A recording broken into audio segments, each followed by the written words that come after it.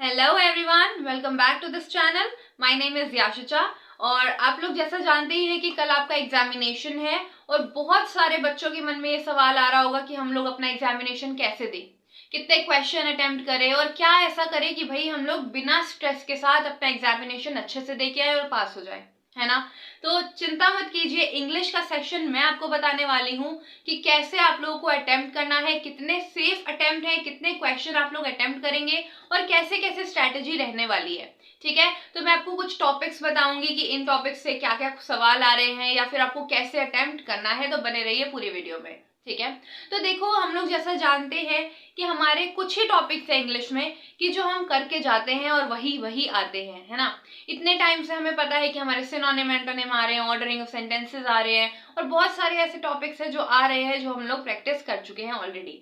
ठीक है, तो देखिए यहाँ पे कुछ टॉपिक्स लिस्टेड है जैसे ordering of sentences, spotting error, synonym antonym, reading comprehension और जो क्लोज टेस्ट है ना, इसको हम लोग लास्ट में डिस्कस करेंगे। क्यों? क्योंकि अभी तक एग्जामिनेशन में ये नहीं पूछे गए हैं, लाइक कुछ रीसेंट एग्जामिनेशन है उनमें नहीं पूछे गए थे, तो आगे चांसेस है कि, क्योंकि एग्जामिनर भी देखो, बीइंग एन एग्जामिनर, अगर मैं एग्जामिनर होती तो मेरे लिए सेफ अटेम्प्ट क्या है कि मैं आप लोगों को 10 सिनोनिम दे दूं, 10 एंटोनिम दे दूं और उसमें से भी कुछ ऐसे दे दूं जो बहुत ज्यादा इजी हो और कुछ दे दूं मॉडरेट लेवल के और कुछ लेवल दे दूं ऐसा कि बहुत हाई लेवल, है ना। और वो जो हाई लेवल के जो क्वेश्चंस है, जो वर्ड्स हैं, वो वही लोग अटेम्प्ट कर सकते हैं जिनकी तैयारी एकदम फाड़ है। ठीक है, तो अब मैं आपको बता दूं, देखो सिनोनिम एंटोनिम में क्या सीन होता है। जैसा आप लोग जानते हैं हमारे 200 मार्क्स की इंग्लिश है, यानी टोटल 50 क्वेश्चन और पर क्वेश्चन कितना, 4 नंबर का। ठीक है, अब देखो क्या होता है कि हम लोग क्वेश्चन अटेम्प्ट करने जाते हैं तो हमें लगता है कि यार ये हमें नहीं आता, भूल जाते हैं, माइंड से निकल जाती है चीजें। बट आपको ऐसा नहीं होना कि भाई आपने देखा और फटाफट सोच लिया कि ये नहीं आता या आता है उसको छोड़ के चल दिए, नहीं। देखो सबसे पहले आप पेपर उठाओगे, सबकी अपनी अपनी स्ट्रैटेजी होती है कि भाई सबने एक बार गो थ्रू किया या फिर सबने ऊपर से ही चालू कर दिया सॉल्व करना। लेकिन मेरी जो स्ट्रैटेजी है मैं आपको बताती हूँ कि देखो, आपने जैसे ही पेपर ओपन किया, आपने देखा एक बार गो थ्रू करके कि सिनोनिम आया हुआ है, एंटोनिम आया हुआ है, इडियम फ्रेजेस आए हुए हैं, ऑर्डरिंग ऑफ सेंटेंसेस आया हुआ है या फिर स्पॉटिंग एरर। देखो स्पॉटिंग एरर तो आना ही आना है, सिनोनिम एंटोनिम भी आना ही आना है, 5 से 10 क्वेश्चन आते ही आते हैं, ये तो आपको पता ही है। ठीक है, बाकी चांसेस है हमारे इडियम फ्रेजेस आ जाए या फिर हमारे चांसेस है कि इंप्रूवमेंट ऑफ सेंटेंसेस आ जाए, रीअरेंजमेंट ऑफ वर्ड्स या सेंटेंसेस आ जाए, है ना। ये तो हमें श्योरिटी है इन्हीं में से ही आना है। ठीक है, तो देखो अब क्या है, सिनोनिम एंटोनिम की बात की जाए। सिनोनिम एंटोनिम में ये हमें पता है या तो हमें आता है या नहीं आता, है ना।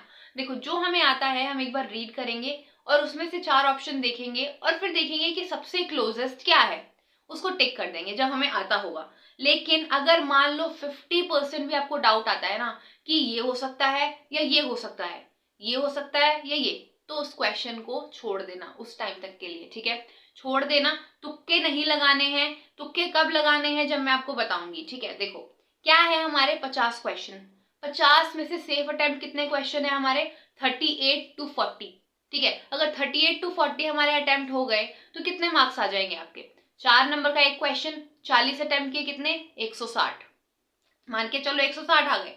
ठीक है, हमें सारे नंबर नहीं लेने, कुछ आपको टीचर्स ये भी बोलेंगे कि भाई हमारे 45 to 48 करेक्ट करके आने हैं इंग्लिश में, 50 में से नहीं आते तो नहीं आते, कहाँ से करेंगे। सेफ अटेम्प्ट मैं आपको बता दूं 38 to 40 ही है।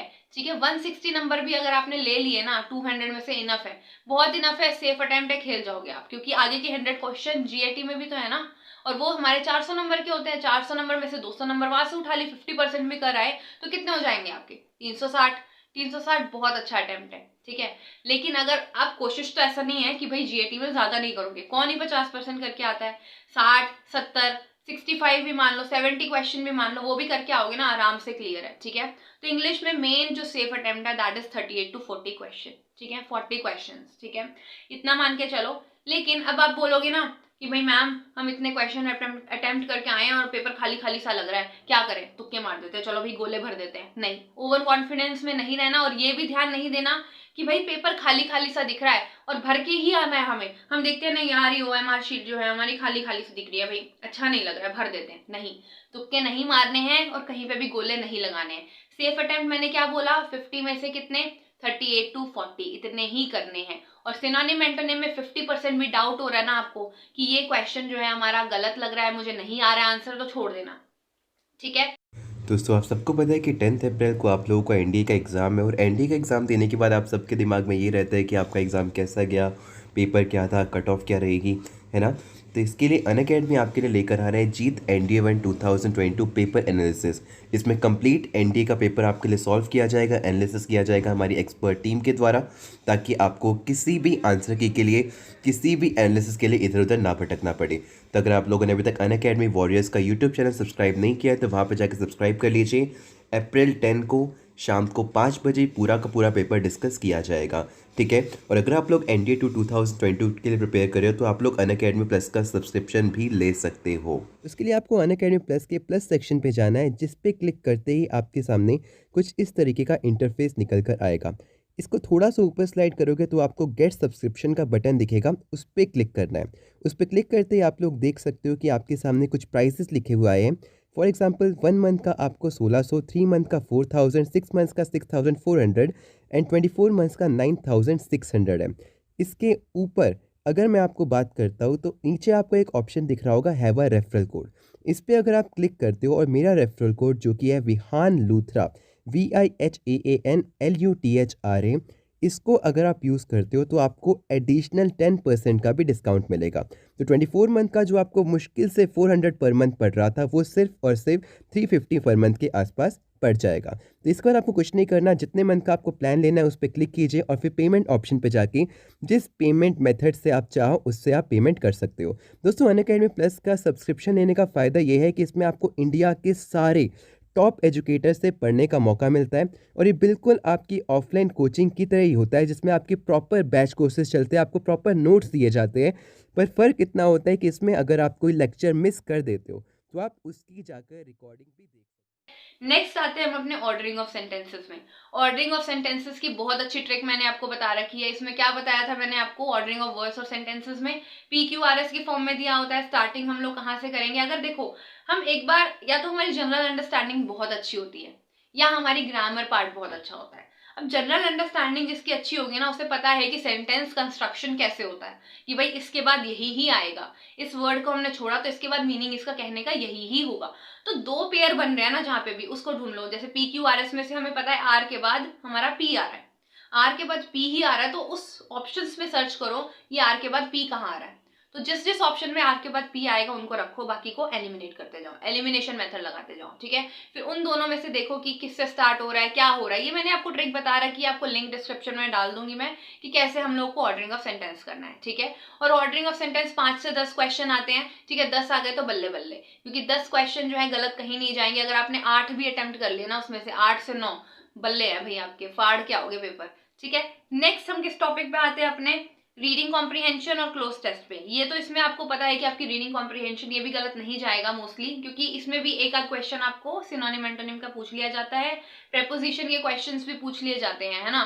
तो ये आपका लास्ट में करेंगे, क्योंकि ये देखो क्वेश्चन हमें पता नहीं आएंगे कि नहीं आएंगे, क्योंकि कई टाइम से नहीं पूछे गए हैं, जैसे मैंने आपको बताया।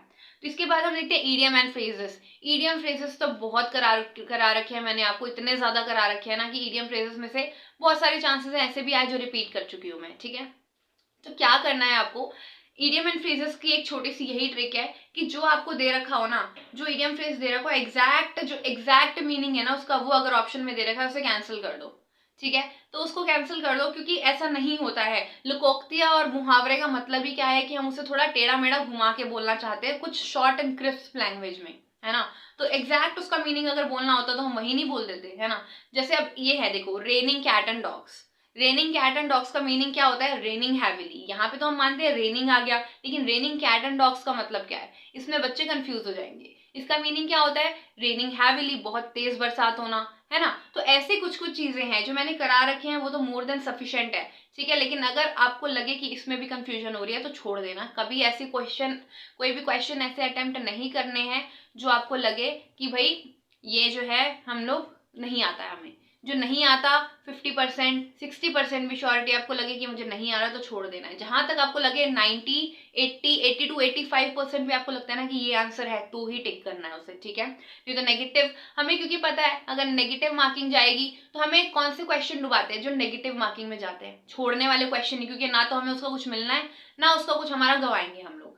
जाएंगे कहाँ से मार्क्स? जब आप गलत टिक करके आओगे, ठीक है। नेगेटिव मार्किंग से बेसिकली आपको बचना है, ठीक है। Next, preposition and fill-ups. Preposition की बात करें तो बहुत सारे आपको करा दिए। फिक्स प्रेपोजिशन से मोस्टली आते हैं, ठीक है। फिक्स प्रेपोजिशन पे नजर डाल लेना एक बार, बार बार बोल रही हूँ। और फिलअप्स में भी हमारे ऐसे ही आते हैं, प्रेपोजिशन से आ जाएंगे, नाउन से आ जाएंगे, प्रोनाउन से आ जाएंगे, टेंसेस के कुछ वर्ड्स आ जाएंगे फिलअप्स में से, ठीक है। तो ये चीजें आप एक बार नजर डाल के जाना, ठीक है। और क्या बचा हमारा? Error spotting. एरर स्पॉटिंग में ग्रामर के रूल्स आपको करा रखे हैं, ठीक है, तो वो आप लोग करके जाना। एरर स्पॉटिंग में भी अपने 8 से, मतलब अगर 10 आ रहे हैं ना, तो 7 से 8 आपके ठीक होने चाहिए। ये आपके ऊपर है कि आप लोग कैसे उसे प्रिपेयर करेंगे, ठीक है। 7 से 8, 8 से 9, मतलब टोटल आपको 50 क्वेश्चन में से सेफ अटेम्प्ट आपको इस तरीके से खेलना है कि 38 to 40 आपके किसी ना किसी तरीके से सही हो, क्योंकि बहुत स्कोरिंग है इंग्लिश भाई।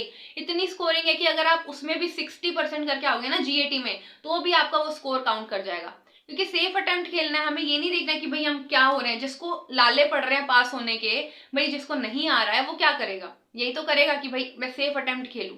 सेफ अटेम्प्ट करेंगे वही ना, क्योंकि अब ये बोर्ड एग्जामिनेशन नहीं है, डिस्क्रिप्टिव एग्जामिनेशन नहीं है जहाँ पे you have to just write and उसके बाद आपको मार्क्स मिलेंगे। नहीं, 1 वर्ड का खेल है, एक मारो तो सिक्सर, अगर नहीं किया तो भी बोल्ड, बस वही चीज है। तो आपको खेलना है, और कैसे खेलना है? सेफली खेलना है। अटेम्प्ट मैंने आपको बता दिए, 38 to 40 ये मेरा सेफ अटेम्प्ट खेल है, ठीक है। तो और अगर इसमें बचा, क्या बचा? कुछ नहीं बचा, यही सारे टॉपिक्स थे, ठीक है। तो इन टॉपिक्स को आप लोगों को ऐसे करना है कि भाई आपको देखनी है चीजें छोटी छोटी सी। अब बात करते हैं कुछ ऐसी टिप्स की जो एग्जामिनेशन से पहले हमें करनी चाहिए। अब देखो, हमें पता है कि अगले दिन एग्जामिनेशन है, रात को देर तक किताबें नहीं पढ़नी। क्या कर लोगे भाई? 4 घंटे पहले आप लोग पन्ने पलटो भाई, ऐसे ऐसे करके पन्ने पलट पलट रहे हो। क्या कर लोगे? जिसने पूरा साल नहीं पढ़ा, जिसने 6 महीने नहीं पढ़ा, 3 महीने नहीं पढ़ा, वो एग्जाम से पहली रात कितना पढ़ लेगा? कितना ही पढ़ लेगा और कितना ही याद रह जाएगा? जिसकी प्रैक्टिस ही नहीं है, जिसने मॉक टेस्ट नहीं किए, जिसने प्रीवियस ईयर पेपर नहीं देखे, वो कितना पढ़ लेगा भाई? एक पुस्तक से, एक बुक से नहीं पढ़ पाते। तो रात को क्या करना है? आपको अच्छा खाना है, अच्छा खा के दूध पी के हल्दी वाला मस्त सो जाओ। रात को 9, 9:30, 10 बजे तक सो जाओ। सुबह लगाओ 5 बजे का अलार्म, उठो, अपना नहाओ धो, मेडिटेट करो और निकल जाओ अपने एग्जाम सेंटर के लिए। जो भी आपका एग्जाम सेंटर है वहां पहुंचो। एग्जाम सेंटर में पहुंच के आपको किसी से बात नहीं करनी कि भाई तूने कितना पढ़ा। कोई दोस्त यार मिल जाते हैं ना, तूने कितना पढ़ा, तूने क्या किया, अच्छा ये आता है तेरे को? नहीं, कुछ बात मत करो, काम एकदम शांत रहो, ठंडे दिमाग से जाना है, ठीक है। एक पानी की बोतल साथ रख लेना, पानी की बोतल क्लियर वाली जो होती है हमारी, ट्रांसपेरेंट वाली, वो रख लेना। और जाके थोड़ी थोड़ी देर में बस पानी पीना है, ज्यादा खा के मत जाना। सुबह ब्रेकफास्ट ज्यादा हैवी मत करना, क्योंकि नींद आती है, नींद आने लगेगी तो भाई बंटा धार, वहीं पे आपका टाइम वेस्ट, आलसपन आ जाता है ना। तो वो नहीं करना। सिर्फ पानी की बोतल लेके जाओ, किसी से बात नहीं करनी, अपना शांति से बैठो, काम मन से बैठो, ठीक है। शांति से आप लोग बैठ रहे हो, अपने दिमाग में सोचो, चाहे तो आंख बंद करके सोचो कि भाई मैंने ये चीज करी है, मेरा एग्जामिनेशन बहुत अच्छा जाएगा, इतना अच्छा जाएगा कि भाई मैं पास हो जाऊंगा, हो जाऊंगी। तो बस यही चीज सोचनी है, किसी से बात मत करो, शांति से। इवन अपने पेरेंट्स जो आपको छोड़ने आ रहे हैं, जो आपके गार्जियन है, उनसे बात मत करो, शांति से बैठना है बस, ठीक है। दूसरी चीज, पैनिक नहीं करना। एग्जामिनेशन में से पहले लोग बहुत पैनिक कर जाते हैं, तबीयत खराब होने लगती है, हाथ पैर कांपने लगता है कि यार मेरा एग्जामिनेशन है, मैंने इतनी मेहनत की है, क्या मैं पास हो पाऊंगा या नहीं हो पाऊंगा? जिसने मेहनत की है ना 3 महीने, 6 महीने, 7 महीने, 1 साल, उसके एग्जाम पेपर कहीं नहीं जाने वाला, वो बंदा पास हो जाएगा, मान के चलो। तो पैनिक नहीं होना, अपना पानी पीते रहना है, क्योंकि हाइड्रेटेड रहोगे, क्योंकि गर्मी बहुत ज्यादा है, हाइड्रेटेड रहना मैंडेटरी है, ठीक है। और तीसरी चीज देखो, जब आप एग्जामिनेशन में जाओगे ना, तो बहुत कामली शांति से एक लंबी सांस लेनी है। लंबी सांस ली, एक घूंट पानी पिया, पानी को साइड में रखा और अपना एग्जामिनेशन पेपर खोला और करना स्टार्ट किया। कुछ लोगों की आदत होती है, कुछ बच्चों को मैंने देखा एग्जामिनेशन में ना, अपना पेपर से ज्यादा दूसरों को देखेंगे कि भाई ये क्या कर रहा है, वो क्या कर रहा है, भाई मेरे आगे वाले को कौन सा सेट मिला है, उसमें क्वेश्चन क्या है। सेट आपका अगर मिलता है, ठीक है, आप अपने पे ही ध्यान दोगे, दूसरे इधर उधर को नहीं देखोगे। इधर उधर देखने से माइंड डिस्ट्रैक्ट होता है, जो भी आपने पढ़ा है वो भूलने के चांसेस बहुत ज्यादा होते हैं, है ना। तो बस अपना ध्यान देना है अपने पेपर पे। एक सेशन कंप्लीट किया आपने, इंग्लिश का सेशन जैसे कंप्लीट किया, 50 क्वेश्चंस किए, और मैंने आपको बताया कि श्योर श्योर वाले ही करने हैं, नेगेटिव मार्किंग नहीं लानी है, 38 to 40 अटेम्प्ट ही चाहिए इंग्लिश में, ठीक है। देखा, एक लंबी सांस ली कि चलो भाई इंग्लिश का पेपर खत्म, एक घुट पानी पिया, पानी रखा, फिर अपना नेक्स्ट पेपर अटेम्प्ट करना स्टार्ट करना है, कामली, ठीक है। मेरे को पता है बहुत देर तक बैठे रहने से आलस आती है, एकदम बैठे रहेंगे, बोर हो जाते हैं कि अरे यार ये नहीं आ रहा, क्या करूं, माइंड इधर उधर जाता है। और एग्जामिनेशन टाइम पे तो यही होता है कि माइंड इधर उधर जाता है। सुबह निकलने से पहले कोई सॉन्ग मत सुनना, पहली बात तो ये, कोई सॉन्ग मत सुनना, वो माइंड में ना रिपीटेडली चलता रहता है। बहुत बार ऐसा होता है कि भाई सुबह सुबह उठ के हमने सॉन्ग सुन लिया, रिपीटेडली चलता रहेगा माइंड में। और तीसरी चीज, एग्जामिनेशन से पहले बुक्स मत पढ़ना, फोन में अपने ये मत देखना कि भाई ये प्रीवियस ईयर में आया है, या ये चीजें ना हम लोग पहले की होती है, ये पहले कर चुके होते हैं जो लोग, उनको इस चीज की देखने की भी जरूरत नहीं पड़ती। लेकिन एग्जाम से पहले दिन, रात से पहले, जो पहला दिन है, जैसे हमारा आज का दिन है, आज के दिन हम लोगों को सिर्फ एक ब्रश अप करना है कि हमने क्या क्या पढ़ा है, ग्रामर रूल्स ये थे, हमारे सिनोनिम एंटोनिम्स ये थे, हमारे इडियम फ्रेजेस ये मैंने पढ़े थे। फिर करनी है बुक क्लोज, फिर बुक को हाथ नहीं लगाना, ठीक है, नहीं तो भसड़ मच जाएगी दिमाग में, ठीक है। तो बस सिंपल सा अपना यही फंडा अपनाओ और फाड़ के आओ एग्जामिनेशन, नाम रोशन करके आओ, है ना भाई। तो सबसे पहले मैं आपको कहूंगी ऑल द बेस्ट, अच्छे से पढ़ो और एग्जामिनेशन में फाड़ के, और कल फिर हमें आके बताना कि भाई आपका एग्जामिनेशन कैसा गया, ठीक है। तो फिर से ऑल द बेस्ट, मिलते हैं हम अपनी नेक्स्ट क्लास में। Till then take care and जय हिंद।